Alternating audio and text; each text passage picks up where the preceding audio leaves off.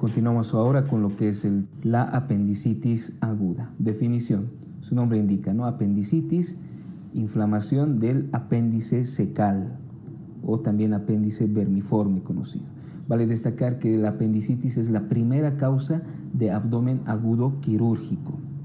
Generalmente se da en personas jóvenes, ¿no? Un promedio entre 12 a 18 años, ¿no? Estamos hablando entre niños, púberes, adolescentes y adultos jóvenes. Predomina más en el sexo masculino y vale destacar que una evolución de más de 36 horas, ¿no? De una apendicitis sin tratar tiene un riesgo aumentado de perforación, ¿no? Entonces vemos aquí en la imagen que este es el apéndice vermiforme que se va inflamando, y si esto pasa más de 36 horas, un día y medio aproximadamente sin tratamiento, ¿no?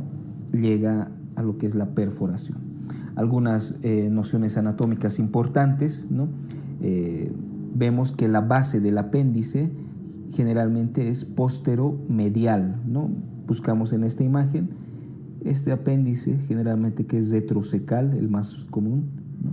Tiene una base, un cuerpo y una punta. La base es generalmente posteromedial o posterointerna, y recuerden que esta base apendicular se encuentra en donde confluyen las tres tenias cólicas, ¿no? A nivel del ciego. Las capas que presenta una capa mucosa, una capa submucosa, una capa muscular y una capa serosa o mesoapéndice.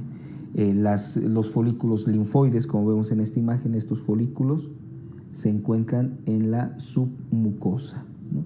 Y vale destacar que el mesoapéndice no es una serosa en sí, sino que es una continuación del mesenterio, ¿no? Vemos aquí en amarillo cómo el mesoapéndice está constituido por la continuación del mesenterio. Irrigación. ¿Qué arteria irriga al apéndice? La arteria apendicular, ¿no? Que si vemos en la imagen recorre ese borde del mesoapéndice, el borde libre del mesoapéndice. Vale destacar que la base del apéndice, esa base en localización posteromedial, es generalmente de localización constante, no se mueve ahí de su lugar, es una base del lugar posteromedial, como habíamos dicho. Lo que sí cambia de dirección es la punta del apéndice, por lo tanto puede haber un apéndice retrocecal, que es el más frecuente, pero también puede haber un apéndice postilial detrás del ilio, un apéndice preilial por delante del ilio, un apéndice pélvico, ¿no? Es decir, en dirección más hacia la parte interna de la pelvis, un apéndice subsecal por debajo del ciego y parasecal al lado del ciego, ¿no? Entonces, lo que le da la dirección anatómica al apéndice no es su base, sino su punta. Fisiopatología de la apendicitis, ¿no? La fisiopatología está dada por la obstrucción del lumen apendicular, ¿no? Y esto generalmente, la causa más frecuente de esta obstrucción es la hiperplasia de los folículos linfoides. Y esto generalmente se da en una edad desde los 12 hasta los 20 años. Es decir, en esta edad, entre los 12 y 20 años, estos folículos linfoides a nivel del apéndice se van hipertrofiando, aumentando en número de igual manera. Por lo tanto, al aumentar de tamaño y número, pueden llegar a obstruir la luz del apéndice. Y bueno, después de estas edades va disminuyendo tanto en tamaño como en número. Es por eso que la apendicitis está en íntima relación con esta hiperplasia folicular linfoide. ¿Qué bacterias van a estar implicadas? Los gram negativos, y si estamos hablando de flora intestinal, necesariamente los anaerobios, ¿no? ¿Y cuál va a ser la historia natural del proceso de la apendicitis? Empezamos, vemos que este es el apéndice normal, vemos la coloración rosada que tiene, su base, el cuerpo y la punta, ¿no? Y su mesoapéndice. En este lugar estaría la arteria apendicular. Tenemos como primera fase la fase congestiva o fase catasal, donde seguramente hay algún apendicolito. Un apendicolito es todo cuerpo extraño que llega a obstruir, ¿no? Si es que no se han encontrado los folículos linfoides hipertrofiados, pues algún cuerpo extraño, ¿no? O algún incluso heces fecales pequeñas, endurecidas, pepas de tomate, etcétera, ¿no? Los llamamos en general los apendicolitos, ¿no? O estos folículos linfoides. Han obstruido la luz y esto empieza con un proceso inflamatorio congestivo catasal, lo primero. Luego pasará a la fase supurativa o flemonosa, donde ya hay colección, ya empieza la colección purulenta, ¿no? Y luego viene lo que es la fase gangrenosa o necrosada, cuando ya la inflamación no solamente se encuentra en la mucosa, sino ya abarca todas las paredes, mucosa, submucosa, muscular, hasta puede llegar al mesoapéndice, ¿no? Y empezar a gangrenar todas esas capas y causar necrosis de todas esas capas. Esa es la tercera fase. Y por último tenemos la fase de apendicitis perforada, ¿no? Donde ya posteriormente hay muchos riesgos de peritonitis, ¿no? Entonces vean esta evolución: fase congestiva, catasal inflamatoria, fase supurativa o flemonosa, fase gangrenosa o necrosada, por último la perforación, y esto con riesgo de peritonitis. Muy bien. El cuadro clínico. Hablar del cuadro clínico, pues, es hablar especialmente del dolor abdominal que se presenta. Y el dolor abdominal característico de una apendicitis recibe el nombre de cronología de Murphy. Como vemos en la imagen, este dolor puede comenzar a nivel epigástrico o periumbilical, pero después de unas 2 a 3 horas se dirige hacia la fosa ilíaca derecha. Esa es la cronología de Murphy, muy característica de los pacientes que sufren apendicitis. Esto va acompañado de fiebre y también náuseas y vómitos. Son los principales síntomas que hay que investigar: las características del dolor, la fiebre, la presencia de náuseas y vómitos. Otros síntomas acompañantes: anorexia, diarrea. Vale destacar esto también para la parte de pediatría. En niños menores de 2 años, ¿no? Si vemos a un niño menor de 2 años con apendicitis, pues ¿cómo lo vamos a encontrar? Principalmente irritable, un llanto que no calma, ¿no? Incluso podemos encontrar ligera distensión abdominal. Es decir, no hay esa cronología de Murphy, que es más fácil investigar por anamnesis, exploración física en los adultos, sino el niño va a estar más que todo irritable, y explorarlo y hacer anamnesis en estos niños es más complicado. Bueno, y en los escolares de igual manera generalmente no refieren una cronología de Murphy del dolor abdominal, sino más que todo un dolor abdominal constante que puede empeorar con la tos o con los movimientos. Entonces miren, en los niños, ya sean menores de 2 años o escolares, no hay esa cronología de Murphy, sino puede haber irritabilidad o un dolor constante, ¿no? Entonces vean esa diferencia. Bueno, continuamos con lo que es el diagnóstico. El diagnóstico de la apendicitis es clínico. Bastaría con una anamnesis y una buena exploración física para poder diagnosticar a un paciente de apendicitis y llevarlo al quirófano sin ninguna otra prueba complementaria, ¿no? ¿Se puede realizar el laboratorio? Sí. ¿Qué es lo que vamos a encontrar? Leucocitosis con desviación hacia la izquierda. Y algunas maniobras importantes a tener en cuenta. Tenemos la maniobra el punto de Mach-Burney, ¿no? Si vemos en la imagen, se encuentra en la unión del tercio externo con el tercio medio de esa línea que va del ombligo hacia la espina ilíaca antero superior, ¿no? Esa unión, ahí tenemos el punto de Mach-Burney. El punto de Lanz, ¿no? Si trazamos una línea entre ambas crestas ilíacas, ¿no? Lo dividimos en 3. El punto de Lanz se va a encontrar en la unión del tercio externo con el tercio medio de esa línea. Y el punto de Lanz nos sirve más que todo para encontrar apendicitis pélvicas, ¿no? Donde la punta del apéndice tiene esa dirección pélvica. El punto de Moses. Teníamos esa línea que va del ombligo a la espina ilíaca anterosuperior. El punto de Moses se sitúa entre la unión del tercio interno con el tercio medio, ¿no? Y si unimos esos 3 puntos, Lanz, Moses y Mach-Burney, pues tenemos esta imagen, el triángulo apendicular, ¿no? Donde se puede encontrar esta sintomatología más exhaustiva en las apendicitis. vamos a hablar de lo que es el punto de Lesené. ¿En qué consiste el punto de Lesené? ¿Dónde se encuentra? Lo encontramos como referencia, tomamos la espina ilíaca antero superior, ¿no? Dos traveses de dedo por encima de esta y por detrás, ahí se encuentra el punto de Lesené y nos sirve sobre todo para encontrar apéndices retrosecales y ascendentes externas. Bueno, luego tenemos el signo de Bloomberg o de rebote, ¿no? Nosotros viendo la imagen, ¿no? Presionamos lo que es la fosa ilíaca derecha y soltamos bruscamente, entonces se produce dolor por ese rebote y eso ya nos indica excitación peritoneal. La maniobra de Zofsing consiste en presionar lo que es la fosa ilíaca derecha, ¿no? Entonces se presiona esa fosa ilíaca derecha y el aire se va transmitiendo de colon descendente a colon transverso, colon ascendente, llega ese aire transmitido hasta el ciego. Entonces al presionar la fosa ilíaca derecha, el dolor se va a sentir en fosa ilíaca izquierda. Perdón, se presiona la fosa ilíaca izquierda y el dolor se va a sentir en fosa ilíaca derecha, ¿no? Esa es la maniobra de Zofsing.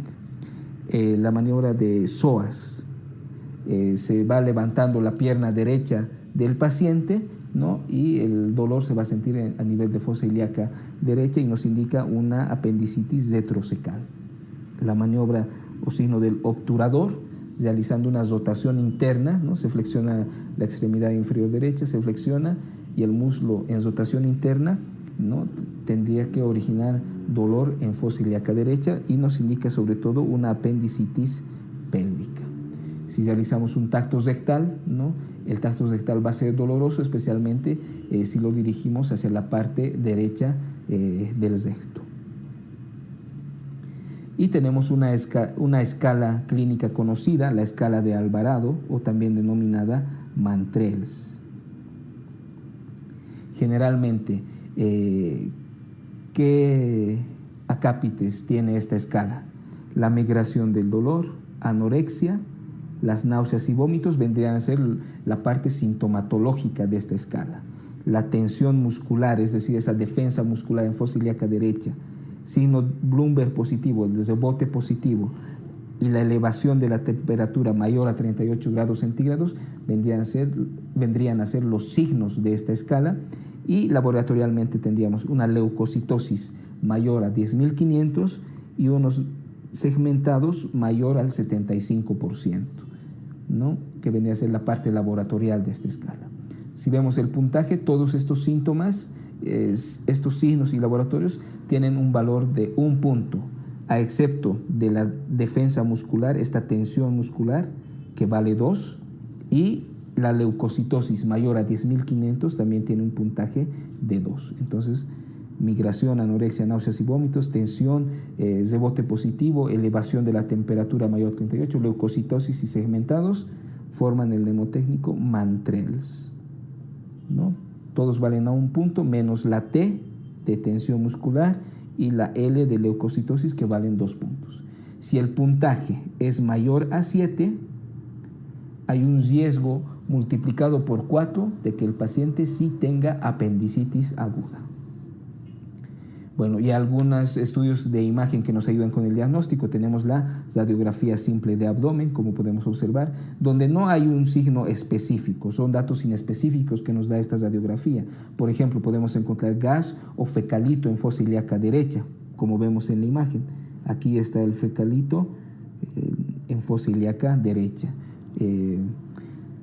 El hilo terminal y el ciego pueden estar dilatados, hay edema de ciego, el bosamiento del psoas, ¿no? Son datos radiológicos no específicos en una radiografía de abdomen simple. También nos sirve lo que es la ecografía, ¿no? Especialmente en quienes vamos a utilizar ecografía, en los niños y en mujeres jóvenes. ¿No? En los niños porque es muy difícil realizar la exploración física, anamnesis, y en las mujeres jóvenes porque también en ese lugar anatómico de fosa ilíaca derecha se encuentran lo que son las trompas uterinas, ovarios, los anejos especialmente, ¿no? Entonces, para descartar esas patologías. ¿Y qué vamos a encontrar a la ecografía? Si vemos la imagen, vamos a encontrar sobre todo un apéndice secal no compresible, con un diámetro mayor a 7 milímetros. De igual manera se puede encontrar líquido periapendicular o líquido libre, ¿no? Entonces es de gran ayuda esta ecografía. La tomografía, en la tomografía, como podemos observar, se va a poder encontrar el engrosamiento apendicular. Pero más que todo, la tomografía nos sirve para encontrar lo que son flemones, abscesos apendiculares, si es que hay obstrucción intestinal secundaria, abscesos hepáticos, trombosis mesentéricas, ¿no? Entonces, son estudios accesorios que podemos utilizar. Recordemos que el diagnóstico de la apendicitis es netamente clínico, pero esto nos ayuda.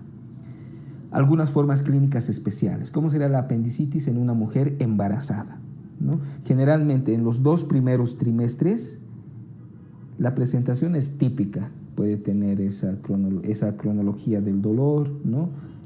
Fiebre, temperatura, etcétera. Es muy típica en los 2 primeros meses. Pero ¿qué sucede en el último trimestre?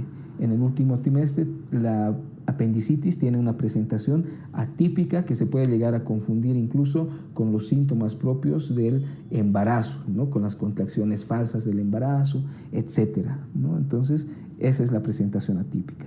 Entonces, por el embarazo, el útero empieza a crecer, ¿no? Y por ese crecimiento uterino, el apéndice secal se va desplazando. Generalmente, el ciego se hace más lateral y la punta del apéndice va rotando en un sentido antihorario, ¿no? Como podemos ver en la imagen. Más lateral y en sentido antihorario, y sube más, ¿no? Ya el apéndice ya no se va a encontrar en fosa ilíaca derecha, sino se puede encontrar en flanco o en hipocondrio derecho. Esto recordamos en el último trimestre del embarazo principalmente. Y generalmente no da muchos síntomas así llamativos, porque hay una laxitud de los músculos abdominales, ¿no? Por el mismo crecimiento del útero y porque el mismo apéndice se aleja de la pared anterior del abdomen. Por lo tanto, es difícil palparlo y buscar esos puntos y signos que habíamos visto anteriormente. Son algunas características de la apendicitis en mujeres embarazadas. ¿Y qué decimos de las apendicitis en niños y en ancianos? En niños, el diagnóstico es difícil. Presentaciones atípicas, ¿no? No tiene esa cronología del dolor. La exploración física es muy complicada por la excitabilidad que tiene este niño, ¿no? Generalmente se habla de un dolor difuso, ¿no? Sin esa cronología, ¿no? Y pues generalmente puede estar acompañado de fiebre, vómitos, náuseas y sobre todo excitabilidad, ¿no? Entonces aquí sí nos podemos ayudar de una ecografía, pero incluso de ser así tendríamos que diagnosticarlo solamente clínicamente. Y en ancianos, ¿qué es lo que caracteriza la apendicitis en un anciano? La demora en la consulta médica y por lo tanto el retraso en el diagnóstico. Es por eso que un anciano cuando viene con datos tal vez sugestivos de apendicitis ya directamente se presenta con un apéndice perforado, ¿no? Esto porque ya en los ancianos hay poca irrigación, ¿no? A causa de la aterosclerosis y la pared intestinal ya es de por sí débil. Entonces esto sumado a que los síntomas ya son de poca intensidad, ¿no? Llevan a que el paciente consulte tardíamente y que ya tenga riesgo de perforación, ¿no? Entonces nos quedamos con estos 2 ejemplos, una apendicitis en niño y apendicitis en ancianos. Diagnósticos diferenciales, todo dolor agudo principalmente, adenitis mesentérica, el divertículo de Meckel, vólvulos, intususcepción, la intususcepción o invaginación intestinal, especialmente en niños, estreñimiento, gastroenteritis aguda, las pancreatitis, peritonitis primaria, cólicos renales, las infecciones del tracto urinario, la enfermedad de Crohn, la porfiria aguda intermitente en sus crisis abdominales. Algo importante, la neumonía basal derecha, ¿no? Que puede aparentar una apendicitis, pero no es así. La rotura del folículo de Graf en mujeres fértiles, hematoma de vaina de los rectos, ¿no? Son la gran cantidad de diagnósticos diferenciales que tiene esta patología. Tratamiento. El tratamiento vamos a dividirlo en el tratamiento de la apendicitis no perforada y de la apendicitis perforada. Empezamos con el tratamiento de la apendicitis no perforada. Generalmente esto menor a las 36 horas, ¿no? Y la cirugía a llevar a cabo vendría a ser la apendicectomía, una apendicectomía oportuna. Puede ser por vía abierta, como vemos en la imagen, y una vía laparoscópica. La vía laparoscópica, de preferencia en obesos y en mujeres de edad joven. La técnica de la apendicectomía abierta está más desglosada en lo que es el texto, ¿no? Las incisiones respectivas y cada paso están mencionados ahí. Vale destacar que en el preoperatorio es importante poner antibióticos. Uno, puede ser piperacilina más tazobactam, ¿no? ¿Para qué le ponemos estos antibióticos? Para prevenir, en primer lugar, la infección de la herida quirúrgica y segundo, para prevenir la formación de abscesos, ¿no? Ese es el objetivo de estos antibióticos en el preoperatorio, ¿no? Prevenir la aparición de esas complicaciones. Tenemos en este otro lado la técnica por vía laparoscópica de la apendicectomía. Bueno, y el tratamiento ya en las apendicitis perforadas, seguramente ya con una evolución mayor a las 36 horas. Se va a realizar la apendicectomía, antibioterapia, ya no es un tratamiento antibiótico para prevenir, bueno, ya no se dan antibióticos para prevenir las complicaciones, sino ya estos antibióticos que se están dando ya son como tratamiento, ¿no? Porque se supone que ya hay una perforación del apéndice secal, entonces no son profilácticos los antibióticos, son terapéuticos endovenosos.